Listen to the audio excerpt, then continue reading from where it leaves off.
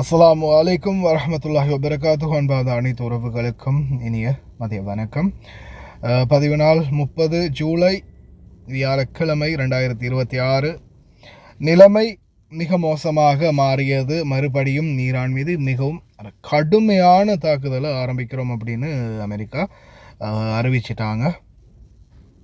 முக்கியமாக பார்த்திங்கன்னா இப்போதைய சூழலில் நம்ம தொடர்ந்து கடந்த நாட்கள்ல இருந்து அவேர்னஸ் பண்ணிக்கிட்டே இருந்தது. அதே மாதிரி உங்களுக்கே தெரியும், அமெரிக்கா தங்களுடைய குடிமக்களையும் தங்களுடைய இராணுவ அதிகாரிகளையும் தூதுவ அதிகாரிகளையும் எவ்வளோ வேகமாக வெளியேற்ற முடியுமோ அவ்வளோ வேகமாக வெளியேற்றினாங்க. அதற்கான காரணம் என்ன?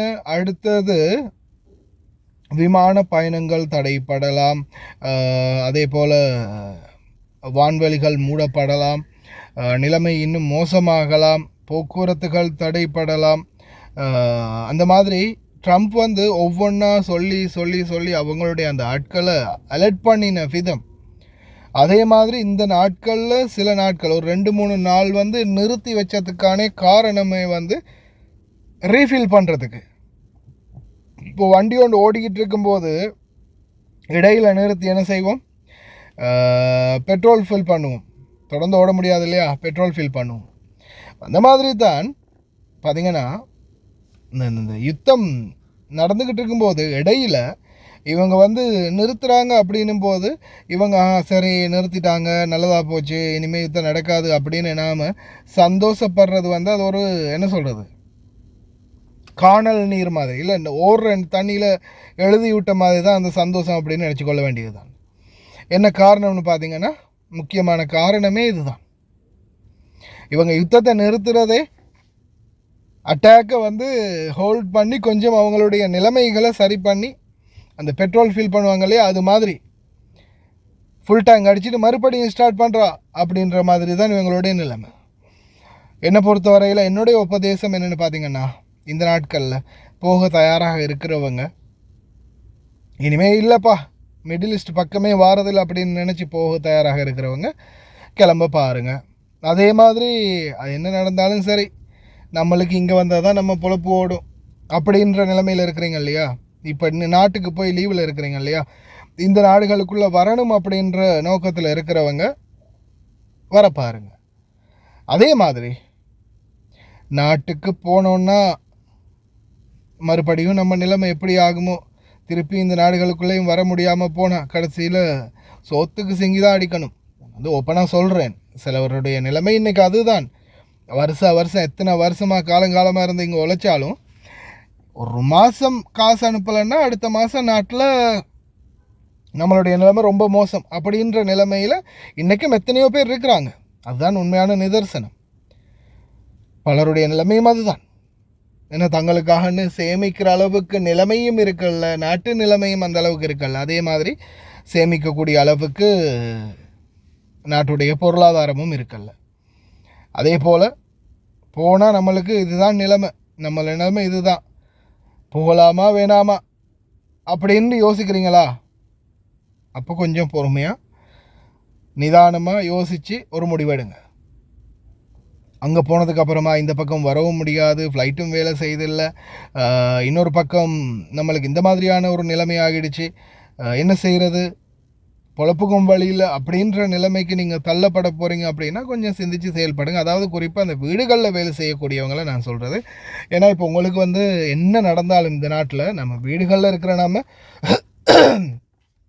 அல்ஹம்துலில்லாஹ்னு இப்போ வரைக்கும் நிம்மதியாகவும் பாதுகாப்பாகவும் தான் இருக்கிறோம். மாதம் முடிய சம்பளம் கிடைக்குது.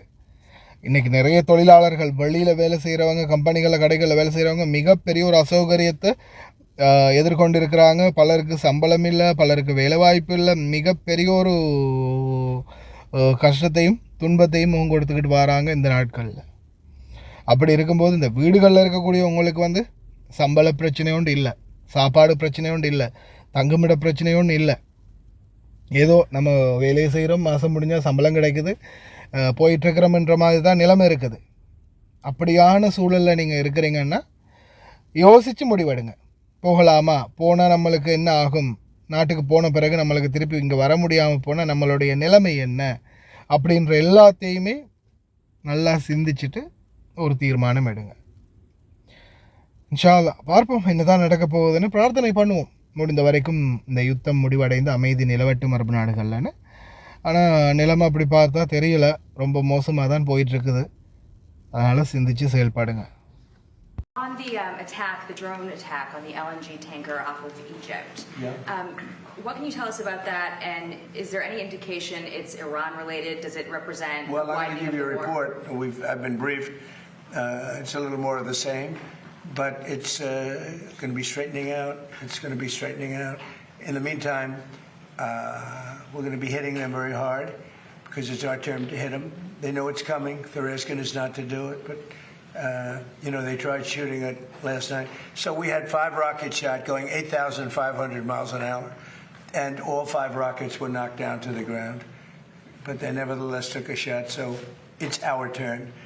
And we'll see if we get there with an agreement at some point, but we're going to hit them very hard. أعلنت وزارة الدفاع السعودية اليوم أنها شنت بالتنسيق مع القيادة الوسطى للجيش الأمريكي سنتكوم ضربات نوعية محددة ضد أهداف تابعة للميليشيات المتواجدة على أراضي جمهورية العراق المرتبطة بالاستهدافات للمنشآت البترولية في المملكة. وذكر المتحدث باسم وزارة الدفاع السعودية اللواء الركن تركي المالكي في بيان أن ضربات السعودية ضد الميليشيات الإرهابية الموالية لإيران تأتي في إطار تأكيد حق الرياض الأصيل في الدفاع عن نفسها ومقدراتها واحتفاظها بحق الرد في الوقت والمكان المناسبين. وأكد أن المملكة لا تسعى إلى التصعيد إلا أنها سترد على أي عدوان تتعرض له.